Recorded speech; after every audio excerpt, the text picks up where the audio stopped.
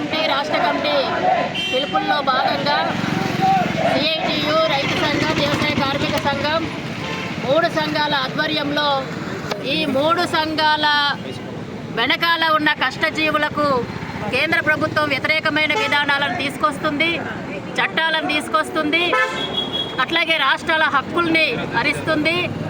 ఈ విధానాలను నిరసిస్తూ కేంద్రం అనుసరిస్తున్న ఈ వ్యతిరేక విధానాలని వెంటనే వెనక్కి తీసుకోవాలని, తీసుకొచ్చిన వ్యతిరేకమైన చట్టాలని వెంటనే రద్దు చేయాలని, మేము అడుగుతున్న డిమాండ్లను పరిష్కారం చేయాలని కోరుతూ ఈరోజు దేశవ్యాప్తంగా అన్ని రాష్ట్రాల్లో అట్లాగే అన్ని జిల్లా కేంద్రాల్లో నిరసన కార్యక్రమాలు జరుగుతున్నాయి. అందులో భాగంగా ఈరోజు ఆదిలాబాద్లో కూడా నిర్వహిస్తున్నాం. మరి ఈ సందర్భంగా మేము కేంద్ర ప్రభుత్వాన్ని అడుగుతున్నాం. కేంద్రంలో ఉన్న బీజేపీ ప్రభుత్వం అధికారంలోకి వచ్చి 11 సంవత్సరాలు దాటింది. అధికారంలోకి వచ్చేటప్పుడు మొదటిసారి 2014లో అనేక హామీలు ఇచ్చింది. నిరుద్యోగం తీసేస్తానన్నది, 2 కోట్ల ఉద్యోగాలు అన్నది, సంవత్సరానికి అభివృద్ధి అన్నది, అనేక హామీలు ఇచ్చి నేనంతా బాగు చేస్తాననేసి అని అధికారంలోకి వచ్చింది. కానీ 11 సంవత్సరాల కాలంలో ఏ ఒక్కటి కూడా అమలు చేయలేదు, పరిష్కారం చేయలేదు. పైగా వ్యతిరేకమైన విధానాలు అనేకం తీసుకొచ్చింది. మేము కనీస వేతనం మాకు గ్యారంటీ చేయండి, కార్మిక వర్గానికి కార్మిక చట్టాల పరిధిలోకి తేవాలని అడుగుతుంటే 29 కార్మిక చట్టాలను రద్దు చేసి 4 లేబర్ కోడ్లను తీసుకొచ్చింది. ఈరోజు కార్మికులకు ఉన్న హక్కులన్నింటినీ కూడా కాలరాసే విధానం అందులో ఉంది.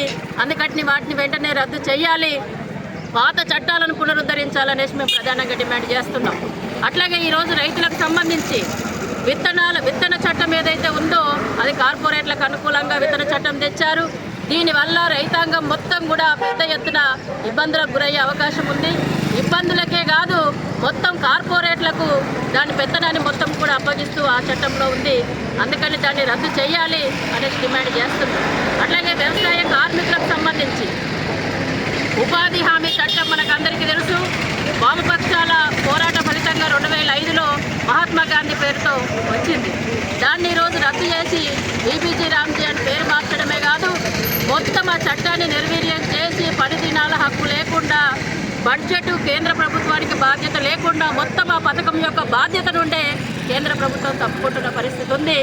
మొత్తం ఆ భారం అంతా కూడా ఈరోజు రాష్ట్రాల మీద వేసి మీరు నడిపితే నడపండి, లేకపోతే మూసేస్తే మూసేయండి అనే పద్ధతిలో దుర్మార్గంగా ఇది ఉంది.